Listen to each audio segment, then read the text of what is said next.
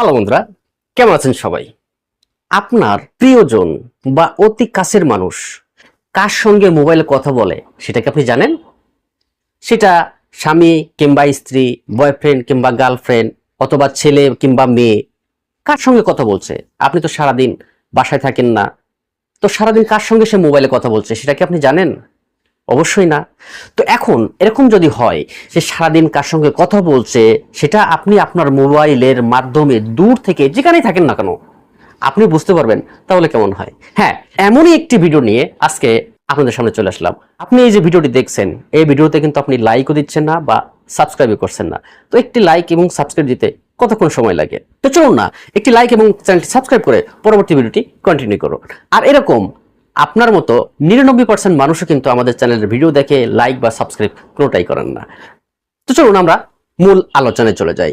তো এই সেটিংসটা করার জন্য আপনাদের মোবাইলের যে ডায়াল প্যাডটা আছে, সেই ডায়াল প্যাডটা আপনি ওপেন করবেন। ওপেন করার পরে উপরে যে 3 ডট লাইনটা আছে, এই 3 ডট লাইনে আপনি ক্লিক করবেন। ক্লিক করার পরে এখানে যে সেটিংস আছে, এই সেটিংসটা আপনি চলে আসবেন।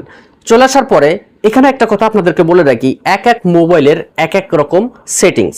তো যে সেটিংস হোক না কেন, আপনারা কল ফরওয়ার্ডিং এ চলে যাবেন। আপনারা এটা মনে করেন না কল ফরওয়ার্ডিং মানে হচ্ছে আমি যার মোবাইল এটা করব তার ফোনগুলো সব আমার কাছে চলে আসবে, সেরকম কিন্তু না। এটা কিন্তু ভিন্ন জিনিস।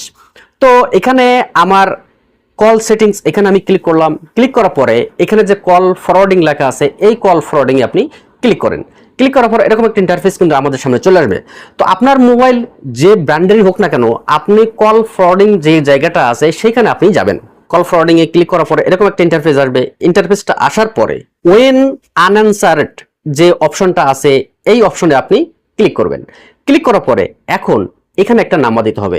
তো আপনি ভাবছেন যে আমি এই যে সেটিংসটা করব, কার মোবাইলে সেটিংসটা করব? অবশ্যই কিন্তু এখানে আপনার প্রিয়জনের মোবাইলে কিন্তু আপনাকে করতে হবে। যার মোবাইলে কে কে ফোন দিচ্ছে আপনি দেখতে চান, তার মোবাইলে কিন্তু এই সিস্টেমটা কিন্তু আপনাকে করে রাখতে হবে। আপনি যদি কল ফরওয়ার্ডিং যদি দিয়ে রাখেন, তাহলে কিন্তু সে বুঝতে পারবে, একটা চিহ্ন আসবে যে আপনার কলটা ফরওয়ার্ড হয়ে যাচ্ছে, সে কিন্তু অনায়াসেই কিন্তু বুঝতে পারবে। আর এই সিস্টেমে করে রাখলে সে কিন্তু বুঝতে পারবে না, তার মোবাইলেও ফোন আসবে, আপনার মোবাইলেও ফোন আসবে। তো এখানে আপনি আপনার নাম্বারটা, আপনার মোবাইলের যে নাম্বারটা আছে বা আপনি যে সিমটা ব্যবহার করেন, সেই নাম্বারটা কিন্তু এখানে দিতে হবে। এবং এই মোবাইলটা কিন্তু, এই যে মোবাইলটা আমি সেটিংসটা করছি, এই মোবাইলটা কিন্তু আমার প্রিয়জনের মোবাইল বা কাছের কোনো মানুষের মোবাইল।